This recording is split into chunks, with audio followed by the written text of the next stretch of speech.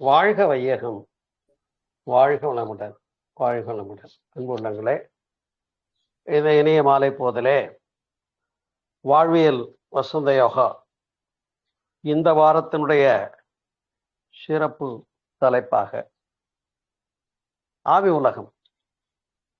ஏனென்றால் இதுதான் எல்லோருக்கும் ஒரு சிந்தனைக்குரிய கேள்விக்குரிய தலைப்பு. அவைகளோடு பேசுகின்றார்கள்.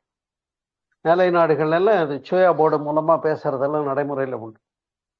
நாமும் பல்வேறு கதைகளை அவையுலகம் தொடர்பாக கேள்விப்பட்டிருப்போம்.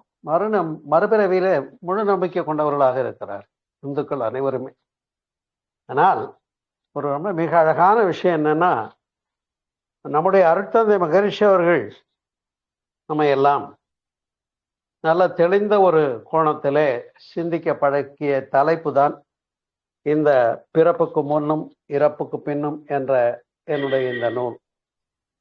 இந்த நூலினுடைய ஒவ்வொரு பகுதிகளாக சிந்தித்து கொண்டிருக்கிறோம். தொடர் தலைப்பாக ஒவ்வொரு வாரமும் பேசிக் கொண்டிருக்கிறோம். அதில் இந்த வாரத்திலே நாம் ஒரு வேறு கோணத்திலே வேற்றுயர் இணைதல், ஆவிகளுடன் பேசுதல், இதை பற்றி எல்லாம் சிந்திக்க இருக்கின்றோம். அன்பு உள்ளங்களே, ஜீவ சமாதிகளை பற்றி பேசினோம். ஆம், இன்றைக்கு மக்கள் கோயிலுக்கு செல்லுகின்றார்கள் என்று சொன்னால், கோயிலிலே அங்கே இருக்கக்கூடிய கருவறையிலே இருக்கக்கூடிய சிவனை அல்லது விஷ்ணுவை வணங்குவதை காட்டிலும் நவக்கோள்களை வணங்குவதை முக்கியமாக எடுத்துக்கொள்கிறார். இதுதான் ட்ரெண்ட் போயிட்டு இருக்கு. அதாவது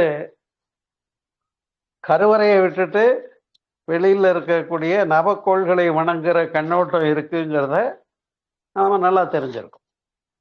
அதே போல வேற ஒரு ட்ரெண்டு இந்த சமுதாயத்துல நாட்டிலே போய்கொண்டிருக்கிறது. என்ன என்று கேட்டா, அன்புள்ளங்களே, சித்தர்கள் வழிபாடு. அப்படி பார்க்கும்போது சித்தர்கள் வழிபாடு என்று சொன்னா கூட பரவாயில்ல, ஜீவன் முக்தர்கள் என்ற பெயரிலே மகான்கள் இருக்கும்போது போய் அவங்க என்ன மெசேஜ் கொடுக்குறாங்கன்னு வாங்கிக்கிறது சிறப்பு தான். அதுல எந்த தடையும் இல்லை.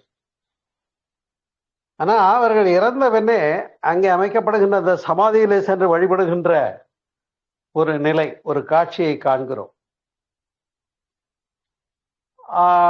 அங்கே சென்றால் நமக்கெல்லாம் ஒரு நல்ல ஒரு அலைவேகம், வைப்ரேஷன் கிடைக்கும் என்பதில் எந்த ஐயப்பாடும் இல்லை. எந்த மகான்களும் வாழ்ந்திருந்த போது நான் இவ்வாறு சிறப்பாக இறையுணர்வு பெற்றேன் என்பதை மற்றவர்களுக்கும் எடுத்து கொடுக்க தயங்கியதில்லை. ஒரு சாமியார்கிட்ட போறோம்னு வைங்க, இந்த சாமியார் மனித குலத்துக்கு என்ன மெசேஜ் கொடுக்குறாருன்றது தான் அங்க முக்கியமான விஷயம். கோனா எலுமிச்சம்பழம் கொடுக்குறாரா, பிரசாதம் கொடுக்குறாராங்கிறது அடுத்த விஷயம். அப்ப அவர்களுடைய உள்ளார்ந்த எண்ணங்கள் தான் பெற்ற இன்பம் பெருகை வையகம் என்று நினைந்த தாய்மானாருடைய சிந்தனைகளை போல வள்ளுவர்லாம் எழுதியிருக்காருன்னா அவ்வளவு விஷயங்களை எப்படி எழுதினார்னு நமக்கே சந்தேகமா இருக்கு. அவ்வளவு நுட்பமான கடுகை துளைத்து 7 கடலை புகுத்தி என்ற அளவுக்கு பேசியிருக்கார். ஆனால் அவ்வாறு நாம் சென்று வணங்குகின்ற ஜீவ சமாதிகள் என்று சொல்லக்கூடியது, அது ஜீவ சமாதியா வெறும் சமாதியாங்கிறத சிந்திச்சு புரிஞ்சுதான் ஃபாலோ பண்ணணுங்கிறத கடந்த வாரத்திலே நான் பேசிவிட்டேன். சரியா? இப்ப ஆவி உலகம் என்று ஒன்று இருக்கிறதா, ஆவிகள் இருக்கிறதா என்று கேட்டால், அந்த வகையில மரணத்தின் போது உயிரானது பஞ்சபூதங்கள் அதோடு இணைந்து விடுவது முடிந்த முடிவு, அதுதான் மரணம் என்பதை தெளிவாக விளக்கியாச்சு. அதுக்கு மேல கேள்வியும் இல்லை, பதிலும் இல்லை, கொஸ்டினும் இல்லை. ஆனால் கடந்த வாரத்துல தான் பார்த்தோம், பிறவித்தொடர் இருவகை என்று பார்த்தோம் இல்லையா? ஒன்று தம் மக்கள் செல்வங்கள், தம் பெயர் என்பது தம் மக்கள், அவர் தம் வினையால் வரும் என்று வள்ளுவர் சொல்ற அழகிய கோணத்தை சிந்தித்தோம்.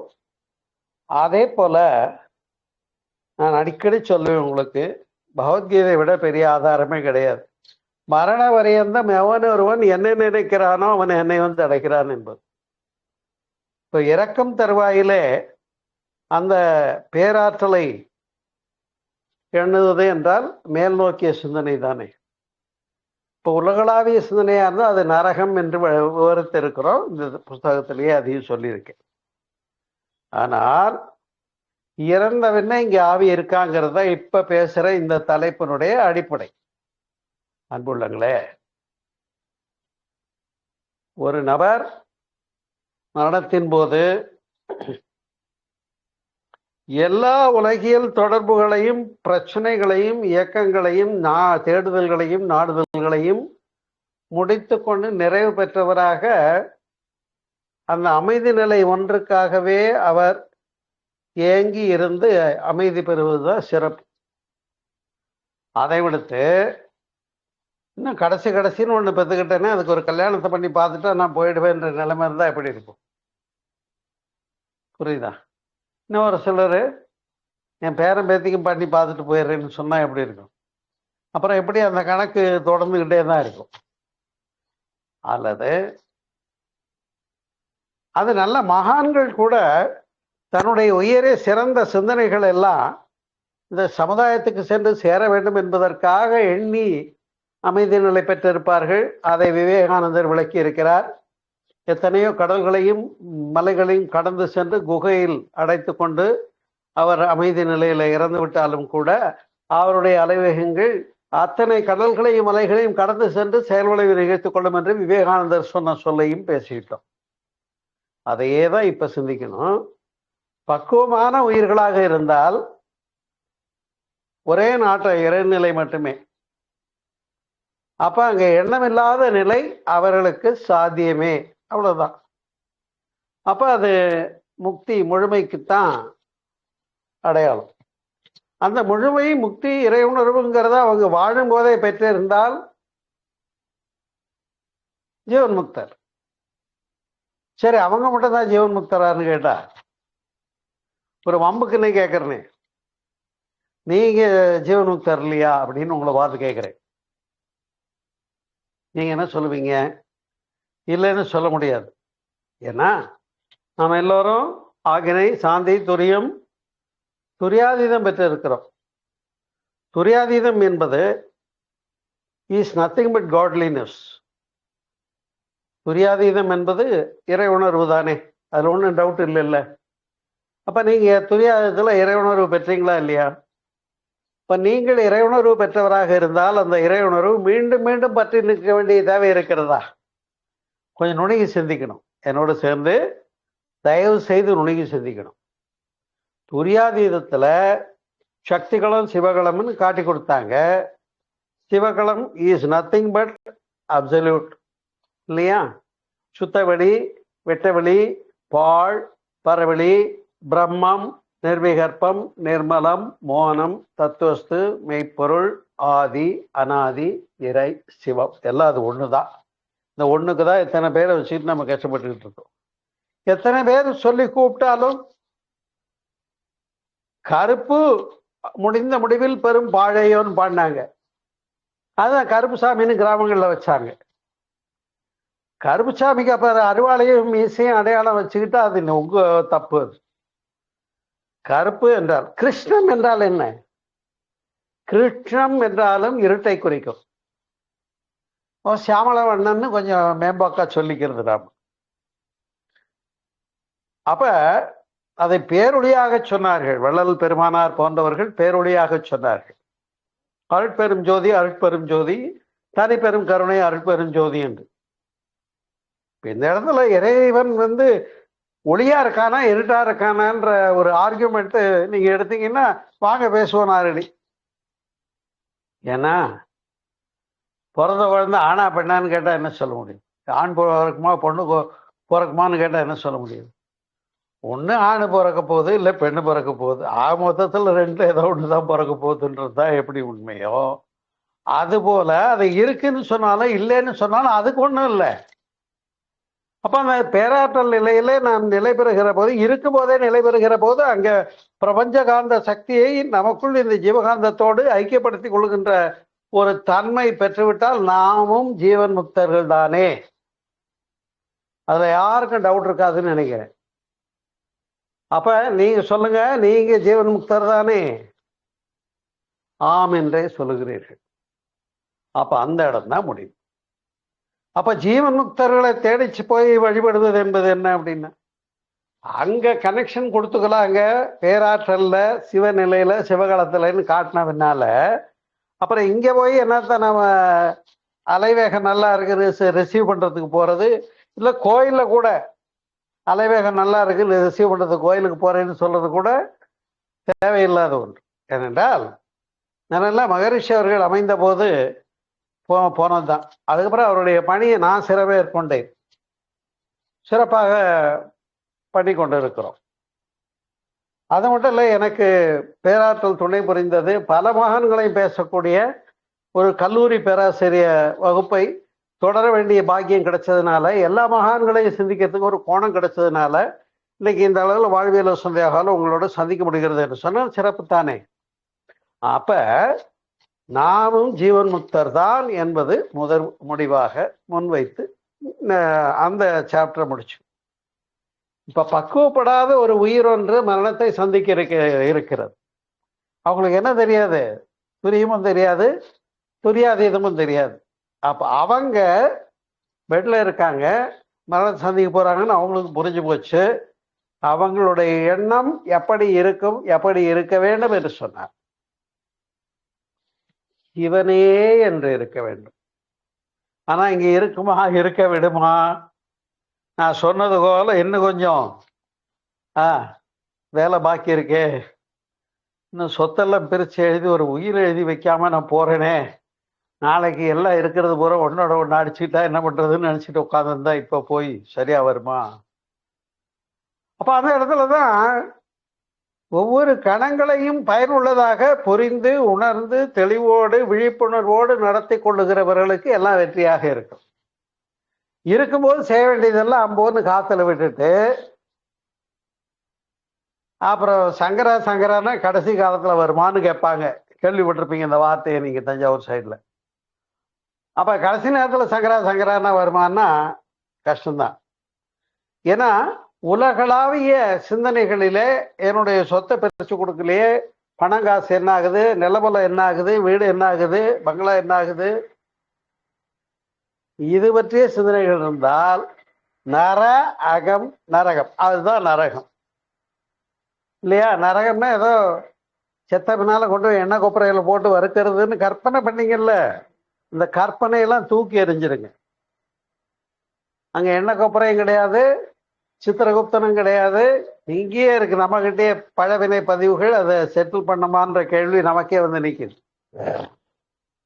ஆகையினாலேதான் இந்த பகவத்கீதையினுடைய வரிகளை நாம் பிரதானமாக எடுத்துக்கொள்கிறோம். மரண வரியந்தம் எவனொருவன் என்ன நினைக்கிறானோ அவனை என்னை வந்து அடைகிறான். அப்ப மரண வரியந்தம் எவனொருவன் எதை நினைக்கிறானோ அவன் அதை சென்றடைய போகிறான். இப்போ சாகும்போது எதை நினைக்கிறான்ங்கிறது தான் கேள்வி. இப்ப அந்த நான் குறிப்பிட்ட நபர் இறப்பை சந்திக்கிறார் என்று சொன்னால் அவருடைய உள்ளம் மேல் நோக்கி எழுச்சி பெற்றதாக இருந்தால் சுவர் அகம் சொர்க்கம், அவர் சொர்க்கத்துக்கு தான் அவர் போவார்.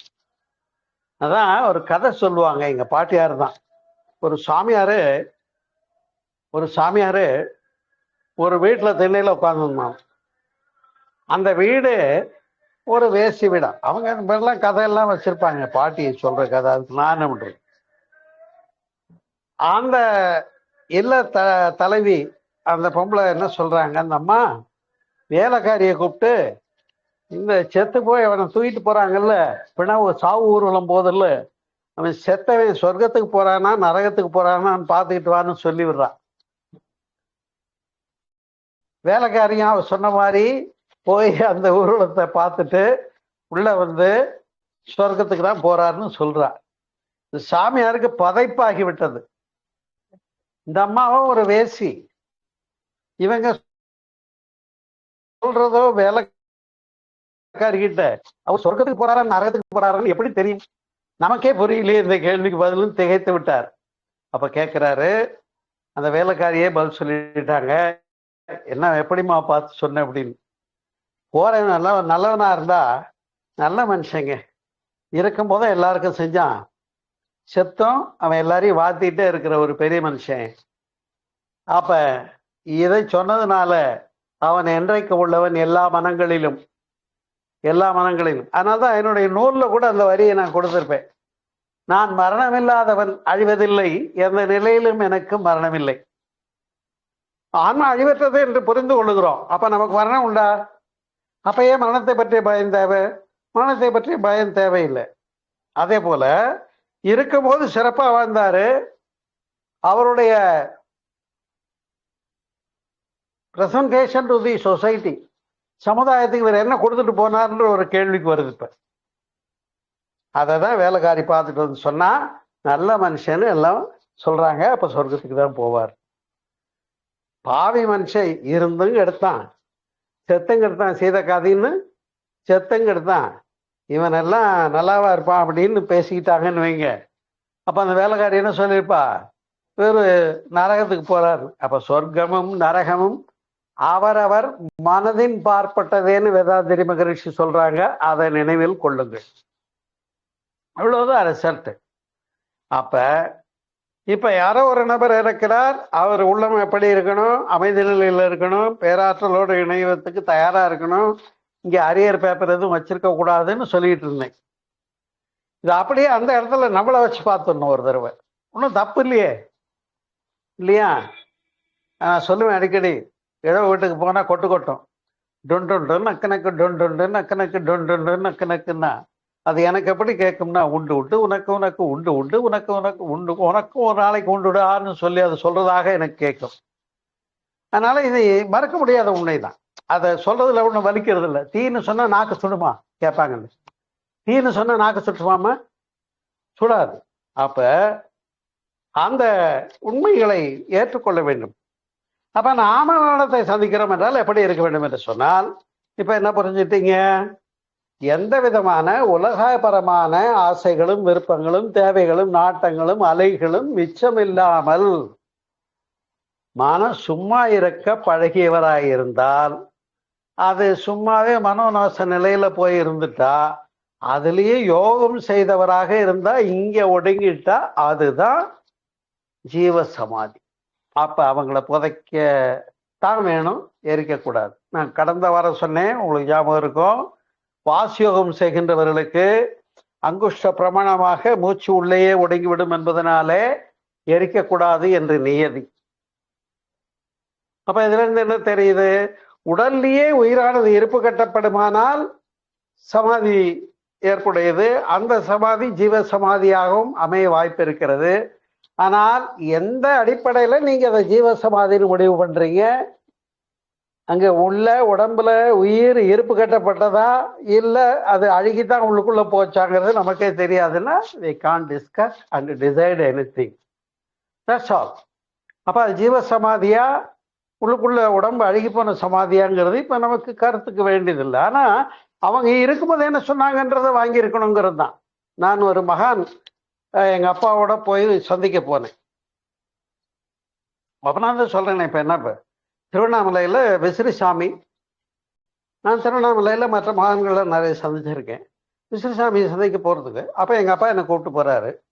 போறோம். நான் சுத்தி சுத்தி அந்த ஆசிரமத்துல கேட்கிறேன், இந்த சாமியார் என்ன விஷயம் சொல்லி கொடுத்துருக்காரு, என்ன, what is the message he has conveyed? ஏதாவது புக் இருக்கா, ஏதாவது விஷயங்கள் இருக்கா, போர்டு இருக்கா, சாமி என்ன உபதேசம் சொன்னார்னு? இல்லைன்னு சொன்னாங்க.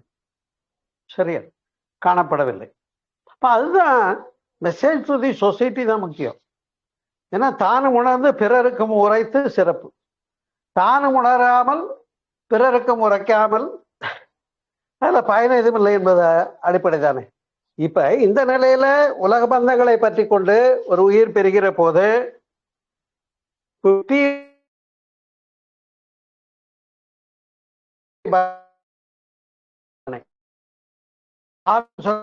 பயந்துறோம்.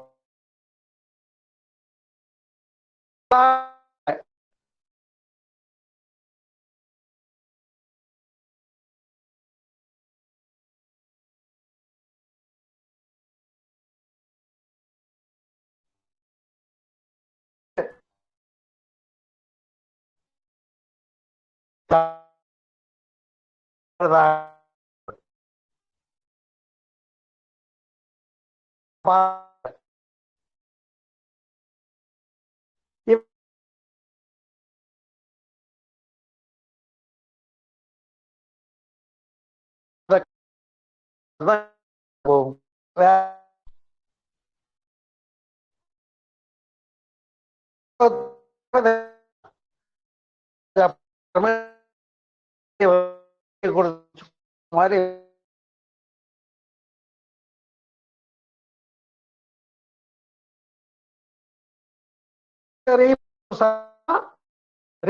ஆகல.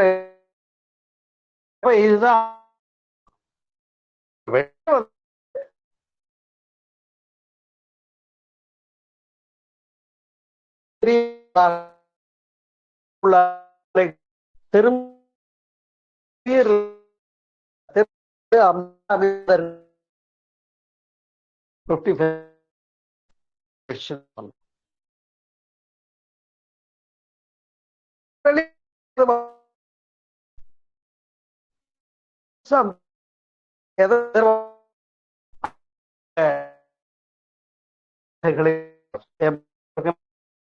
சரி, அப்ப நிறைவேறாத ஆசைகளின் கூட்டம் தான் ஆவி, பேய், பிசாசு என்பது வேற ஒண்ணும் இல்லை. அதுவும் அப்படியே இருக்குமான்னு கேட்டா கொஞ்ச காலம் கழிச்சு மறைஞ்சிரும்ங்கிறதையும் நான் கடந்த வாரங்களிலே விளக்கியிருக்கேன். இப்ப மீண்டும் மீண்டும் அதையே விளக்குனா பொருத்தமாக இருக்காது. ஆகையினால அதுபோல வேற்றுயிர் இணைதல் இன்றைய தலைப்புல, வேற்றுயிர் இணைதல் என்று சொன்னால் பிரிதொரு உயிர் அந்த வெளியே வந்தது இல்லையா அதிர்வு, அங்க வேற ஒரு பெண் கருவுற்ற பெண்ணாக இருக்கிறார். அந்த கருவுற்ற பெண்ணுக்கு அவள் ஏதோ இருட்டு பகுதியில் நடமாடும் போது ஒரு அதிர்வு, பயம் வந்துருச்சு. அந்த பய உணர்ச்சியினால சூட்சுமம் விரிவாகுதுன்னு பார்த்தோம் இல்லையா? அந்த வெளியே வந்த போது நிகழ்ந்த அதிர்வும் இங்க இந்த நபர் சூட்சும விரிவுல வெளியே வந்திருக்காருன்னு பாக்குறோம்ல, இந்த ஃப்ரீக்குவன்சியும் அந்த ஃப்ரீக்குவன்சியும் ஒத்து போச்சுனாக்கா அப்ப அந்த கருவுற்ற பெண்ணினுடைய சோல்ல இந்த சோல் அட்டாச்மெண்ட் ஆகிறதுக்கு வாய்ப்பு இருக்கு. இங்க இறந்தாரு, வெளியே வந்தாரு, அவர் ஏதோ இன்னும் இருக்கணும், போக மனசு இல்லாம இருக்காரு. அப்ப அந்த பெண் பயந்த உடனே சூட்சும விரிவாகி தன் உணர்வுக்கு வந்தாலும் அங்க பெரிதொரு அந்த அலைவேகம் அந்த பெண்ணோடு கருவில சென்று சேர்வதற்கு வாய்ப்பு உண்டு. இப்ப இந்த குழந்தை சோல் அட்டாச். பிரசவம்லாம் நல்லா நடந்துடும், சில பல காலங்கள் கூட ஓடிவிடும். அப்புறம் ஒரு குறிப்பிட்ட வயசுல அந்த குழந்தை சொல்லும், நான் அந்த ஊர்ல அந்த தெருவில் அந்த வீட்டுல இன்னாருக்கு பொண்டாட்டியா வாழ்ந்த புருஷனா வாழ்ந்தேன்னு சொல்லும். நடந்திருக்கிறது, ரெக்கார்டு இருக்கு. அப்ப மீண்டும் இந்த குழந்தைய கொண்டு அந்த வீட்டுல காட்டி அவங்களோட எல்லாம் பேச வச்ச உடனே அதை பேச தெரிஞ்ச விவரம் சொல்லக்கூடிய அளவுக்கு வயசும் பக்குவமும் வந்துருச்சு. அந்த குழந்தை அந்த அமைவு கிடைச்சு போச்சுன்னு அதை பார்க்குற அந்த குடும்பத்தை சந்திக்கிற அமைவு கிடைச்ச உடனே சமநிலை ஆயிடுமா இல்லையா? அப்ப அது இயல்பாகவே அந்த அட்டாச்சு சோல் அந்த குழந்தைகிட்ட இருந்து என்ன ஆயிடும், டிமைஸ் ஆயிடும், அலைவேகம் அமைதி நிலைக்கு வந்துடும். அப்படி சப்போஸ் அதே உடல்ல அந்த ஒரிஜினல் உயிரோட இன்னொரு அட்டாச்சு சோலும் இருக்குமானால் அந்த உயிர் தொடர்ந்து வாழுமா என்று கேட்டால் வாழாது, முடியாது. ஒரு உடல்ல இரண்டு இயக்கங்கள் இருக்க முடியாது. அதனாலதான் ஒன்று சொல்லுவாங்க, உங்களுக்கு தெரியும், இந்த பச்சை பிள்ளைங்க இறந்து போச்சுன்னா நம்ம கருமாதி எல்லாம் செய்ய மாட்டோம். குழந்தை பிள்ளை தானே, என்ன காரணம் சொல்லுங்க பாப்போம். குழந்தை பிள்ளைங்க 5 வயசு 6 வயசு அது இறந்து போச்சுன்னா அது தனியா சடங்கு தேவையில்லைன்னு ஏன் பெரியவங்க வச்சாங்கன்னா, automatically those souls will one with their own parents. அவங்க அப்பா அம்மாவோடவே இணைந்து விடும், வேற ஒன்றும். ஏன்னா அன்பு உள்ளங்கள் தானே, அது அம்மாவுக்கும் அப்பாவையும் தவிர அதுக்கு ஒன்றும் தெரியாது. அப்ப அதுவும் பிரச்சனைக்கு உரியதாக இல்லை. சரியா? இப்ப இதுதான் பிறந்த உயிர் அந்த மரணத்தை சந்தித்த எக்ஸ்பீரியன்ஸ் சொன்னதும் அந்த முன்பிறவி நினைவு கூர்ந்ததும் இந்த அடிப்படையிலே தான் நாம் புரிந்து கொள்ள முடியும். மற்றபடி ஒரு உடலிலிருந்து உயிரானது பிரிந்து அது இன்னொரு உடல்ல பிறப்பெடுக்கிறதுங்கிறது இறந்தவர் பிறப்பதில்லை, இல்லை இல்லை இல்லையே. பாடல்கள்ல சிதர் பாடல்கள்ல அழகா சொல்லிடுறாங்க. கறந்த பால் முலை புகா, கடைந்த வெண்ணெய் மோர் புகா, உடைந்த சங்கின் ஓசை உயிர்களும் உடல் புகா. இறந்தவர் பிறப்பதில்லை, இல்லை இல்லை இல்லை. அதனால ஆவிகளை பத்தி பயப்படாதீங்க. இப்ப நான் கூட அடிக்கடி சொல்லுவேன், நானும் ஆவியெல்லாம் பேசுறோம். நான் ஆவி பத்தி புக்கெல்லாம் நிறைய படிக்கிற காலத்தை தேடி தேடி படிச்சதெல்லாம் எடுத்ததான் இப்ப இந்த புக்கு எழுதுற அளவுக்கு என்னை ஊக்கப்படுத்தியது.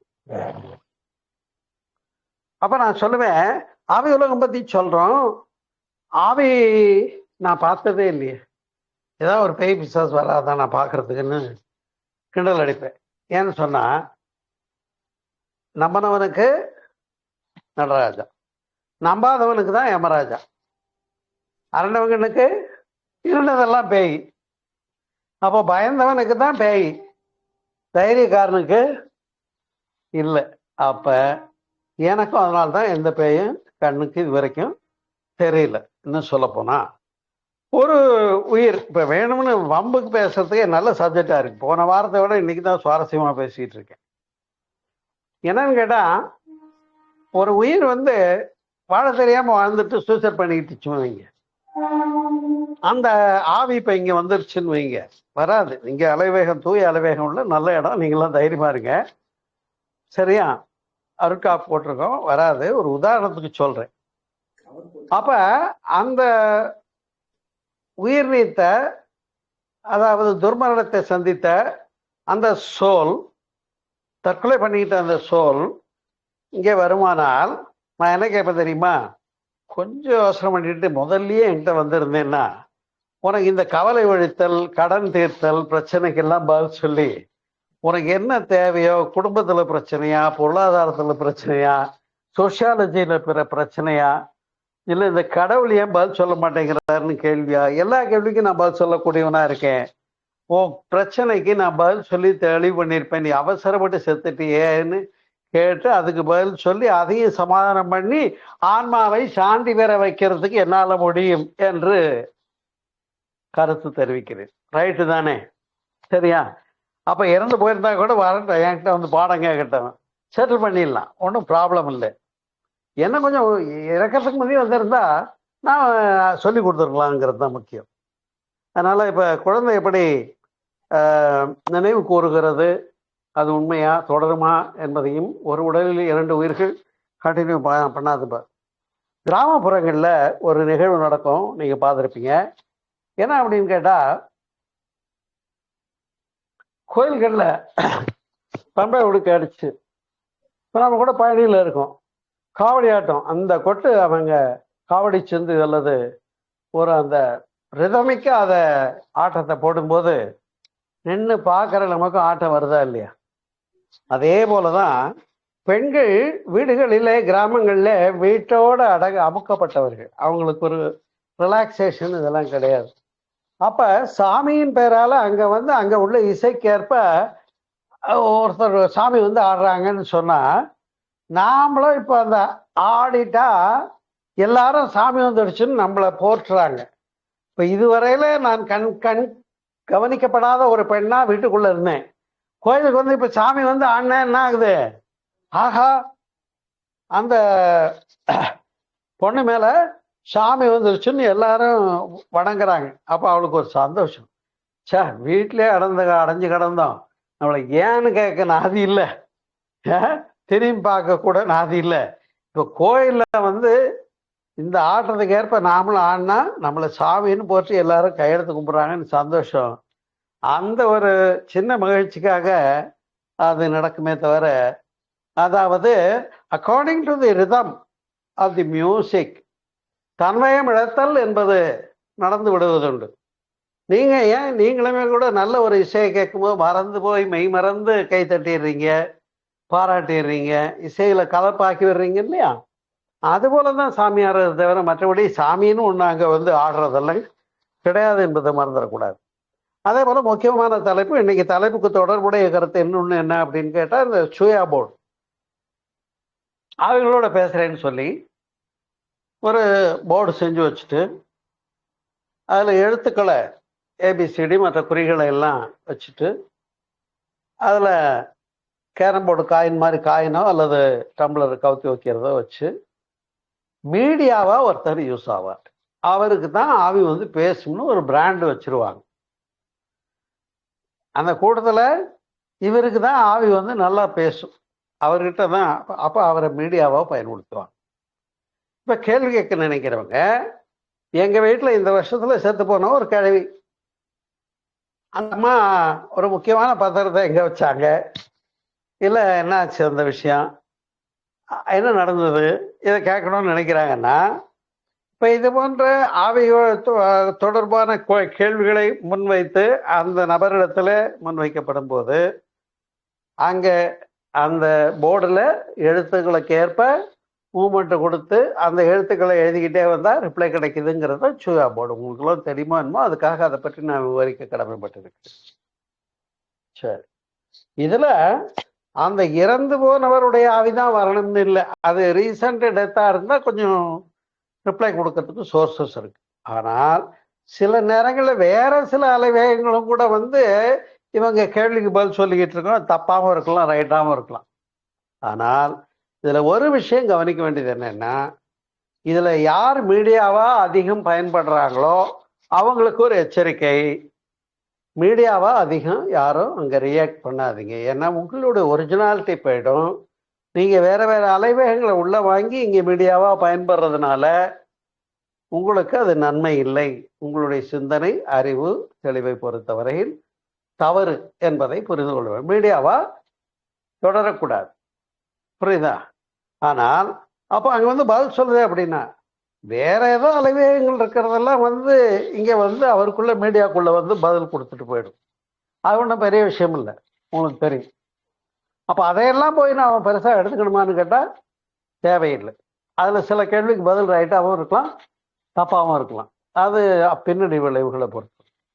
இந்த வகையிலே தான் சூயா போர்டு என்பதன் மூலமாக மேலை நாட்டில் ஆவிகளோடு பேசுகிறார்கள் என்று சொன்னால் அதெல்லாம் ஒரு டெம்பரரி என்ஜாய்மெண்ட், பொழுதுபோக்கு மாதிரி தான். அது சரியில்லை.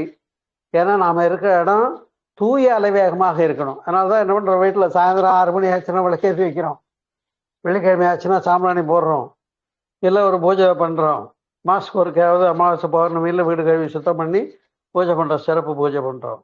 இதெல்லாம் என்னன்னு கேட்டால் அந்த இடம் நல்லா இருக்கணுங்கிறதுக்கு. அது அங்கே போய் சூயா போர்டு வச்சு யூஸ் பண்ணிட்டு இருந்தால் எப்படி இருக்கும்? அதனால தான் அன்புள்ளங்களே, டெத்துங்கிறது எப்படி ஒரு வேடிக்கையான விஷயம். அது நான் என்ன ஈர்த்த ஒரு பாடல், இது நான் சொல்ல விரும்புகிறேன். யாக்கை நிலையாமையை பற்றி இந்த பாடல். யாக்கைன்னு இந்த உடம்புல உயிர் நிலைத்திருப்பதை பற்றி பாடுகின்றார்கள். அடப்பண்ணி வைத்தார், அடப்பண்ணி வைத்தார், உணவு தயார் பண்ணி வச்சாங்க. அடிசில் உண்டார், ஏன்னா மடக்கொடியாளோட மந்தனம் கொண்டார். இடப்பக்கம் நொந்ததென்றார்.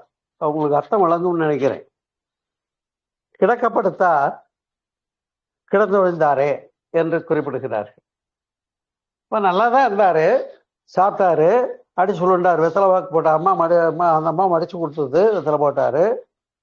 மடக்கொடி ஆளோடு மந்தனம் கொண்டார், அப்புறம் கிடக்கப்படுத்தார். கொஞ்சம் இடப்பக்கம் நொந்தது என்றார், கிடக்கப்படுத்தார், கிடந்து விழுந்தாரு. எவ்வளவு தூரம் வாழ்க்கையினுடைய நிலையாமையை பெரியவங்க ஸ்பஷ்டமா பேசியிருக்காங்க பாரு. அதனால எனக்கு இந்த பாட்டு பிடிக்கும், புரியுதுங்களா? அதனால அதுதான் உண்மை. அதை நாம புரிஞ்சுக்கணும். அதை வள்ளுவம் சொல்லுகிறது, உறங்குவது போலும் சாக்காடு. 10 மணிக்கு படுத்துங்கிறோம்ல, அவன் செத்து போயிடுறான் டெம்பரரியா. இப்போ காலையில் ஏஞ்சாலும் ஏஞ்சதுதான், இல்லை சுழி மாறி போனாலும் போச்சே, அது ஒரு பாட்டில் வரும். அப்போ செத்ததாகவும் இருக்கலாம், பிழைத்ததாகவும் இருக்கலாம். அதை தான் புரிஞ்சுக்கணும். அதுதான் வாழ்க்கை, அதுதான் யாக்கை நிலையாமை. யாக்கைன்னு இந்த உடம்பு, இந்த நிலையாமை, வாழ்க்கை நிலையாமையை உடல்ல உயிர் தரித்திருப்பது என்பது நெருநல் உடனொருவன் இன்று இல்லை என்னும் பெருமையுடைய தொலைவு. என்ன பெருசா பேசிட்டு இருக்கீங்க, என்ன நேற்றுக்கு இருந்து இன்னைக்கு இல்லையா, இதையா இந்த உலகத்துக்கு பெருமைன்னு சொன்னாங்க பாருங்க. அந்த மாதிரி ஆகையினால அன்புள்ளங்களே, மிகச் சிறப்பான இந்த கவிகளை எல்லாம் சிந்திக்கிற போது நமக்கு மனம் தெளிவு பெறும். இறப்பை கண்டு அழுகிற சிந்தனை வராது, இறப்பை கண்டு மிரண்டு போகிற நிலைமை வராது. எனவே நிறைவேறாத ஆசைகளின் கூட்டமாக நாம் தொடர்கிற போது அதுதான் மறுபிறவி, அதுதான் ஆவி, அதுதான் பேய். அப்ப நிறைவேறாத ஆசைகளின் கூட்டம் இல்லாம போற நேரத்துல சங்கரா சங்கரான்னு சிவன் என்ற அந்த இருப்பை கருதி சும்மா இருத்தல் அமைய பெற்றால் முக்தரே. புரிகிறதா? புரிந்து கொள்ளுங்கள். நமக்கும் தான் அது, உங்களுக்கும் தான், எனக்கும் தான். சரி, அப்புறம் ஆனால் இந்த அரியர் பேப்பர் இல்லாமல் இருக்கிறதுக்கு முக்கியமான உபாயத்தை மகரிஷி நமக்கு கொடுத்துருக்காங்க. தவம் பண்ணு, ஆகின தவம் பண்ணு, ஆகாமி கர்மா நீங்குது, துரியத்துல தவம் பண்ணு, சஞ்சித கர்மா நீங்குது. அப்ப சஞ்சித கர்மா நீங்கி நாம கல்யாணம் பண்ணி மக்கள் பேரு குழந்தை செல்வங்கள் கொடுத்துட்டா அந்த குழந்தை செல்வங்கள் தூயோரா இருந்தால் சிறப்பு. இப்படி ஒரு பையனை பெற்றானே, இவன் தந்தை என்னோர்தான் கொல்லனும் சொல்லு இருக்கிற மாதிரி இருக்கணும். இவங்க அப்பன் இப்படி ஒரு பையனை பெக்கிறதுக்கு, பிள்ளைய பெக்கிறதுக்கு என்ன புண்ணியம் பண்ணானோ தெரியலன்னு ஊர் பேசணும். அப்படி இருந்தா நல்லா இருக்கும். எந்த நேரத்துல பெத்து போட்டானோ தெரியல, அமாவாசையில பெத்திருப்பானோன்னு சொல்லிடுவாங்க. அமாவாசையில பிறந்த திருடனா இருப்பான்னு ஒரு கருத்துல சொல்லுவாங்க. அந்த மாதிரி பேர் எடுக்க கூடாது. அதனால்தான் இறப்புக்கு பின்னே பேர் எடுக்க வேண்டும். நாங்க இருந்தாலும் மறைந்தாலும் பேர் சொல்ல வேண்டும் என்றார்.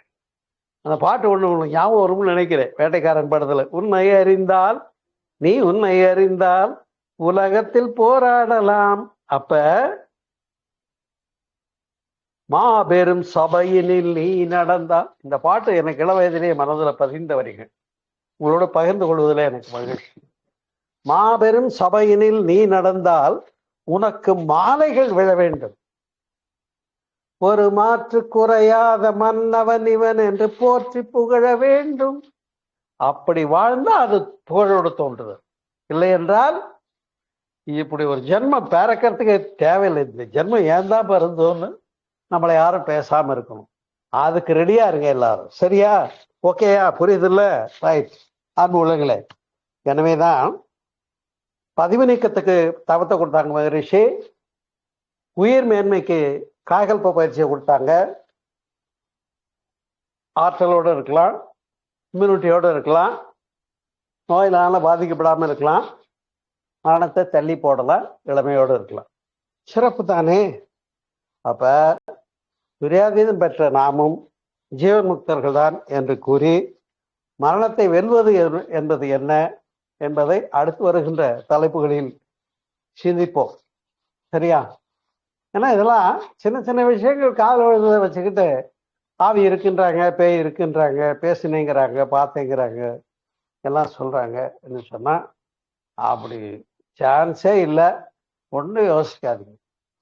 இன்னொன்று புரிஞ்சுக்கோங்க, சினிமாவில் வேணா சாமி வந்து என்ன பண்ணலாம், பக்தா உன் பக்திக்கு மெச்சினேன், உனக்கு என்ன வர வேண்டும்னு வந்து முருகர் டைன்னு காட்சி கொடுக்கலாம். ஆனால் அந்த காட்சி காண்பான் காணப்படும் பொருள் மூன்றுமே இல்லாத இடம்தான் இறைநிலைங்கிறது தெரிஞ்சிருக்கோம். நாமெல்லாம் தத்துவ தெளிவு பெற்றவர்கள். இந்த குழப்பங்களில் சிக்க வேண்டாம் என்று கூறி இந்த உரையை நிறைவு செய்கிறேன். நல்லா புரியுதுல? புரியலன்னா கேள்வி கேளுங்க. என்னை கேள்வி கேட்டீங்கன்னா தான் எனக்கு ரொம்ப சந்தோஷம். இந்த கேள்வியே கேட்காம கேட்டு போறவங்களை பத்தி எனக்கு அவ்வளோவா பிடிக்காது.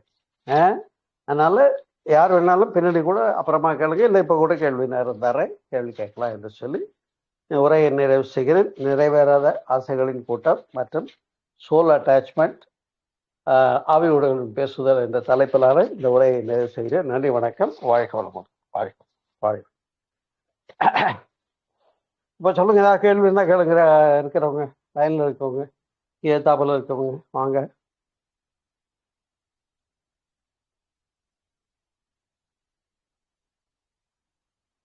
என்ன கொஸ்டின்? யோசியாமணியம்மா?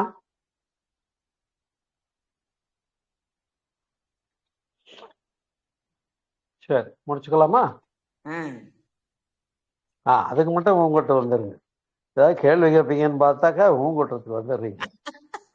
இல்லையா, தெளிவா இருக்கிறதுல என்னங்கய்யா எனக்கு அந்த என்ன பயம் இல்ல. கதிரேசன் சார், ஆவி உண்டா இல்லையா? என்னங்கய்யா? கதிரேசன் சாரை கேட்ட ஆவி உண்டா இல்லையான்னு. கதிரேசன் இட்லிக்கு தான் ஆவி உண்டு, சரியா? நமக்கு தெரிய இட்லிக்கு தான் ஆவி உண்டு, நமக்கெல்லாம் ஆவி கிடையாது, சரியா?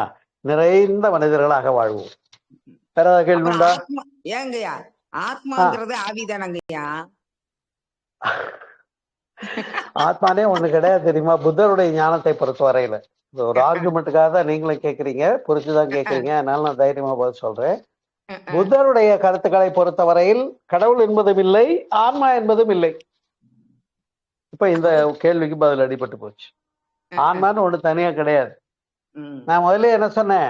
மண்ணினுடைய அம்சம் மண்ணோடு, நீருடைய அம்சம் நீரோடு, காற்றினுடைய அம்சம் காற்றோடு, வெப்பத்தினுடைய அம்சம் வெப்பத்தோடு, பின் உயிர் விண்ணினுடைய அம்சம் விண்ணோடு.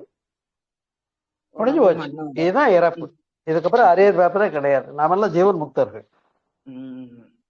அதனால ஆன்மான்னு ஒண்ணு இருக்கு, அது அப்புறம் உடம்புல போறதுங்கிறது இல்லைன்னு விட்டமா மறந்துட்டேன். புக் வாங்கி படிச்சு பாத்தீங்கல்ல?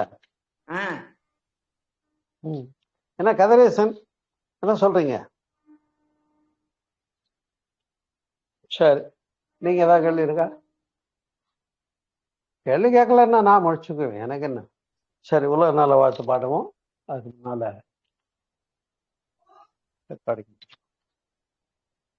வாழ்க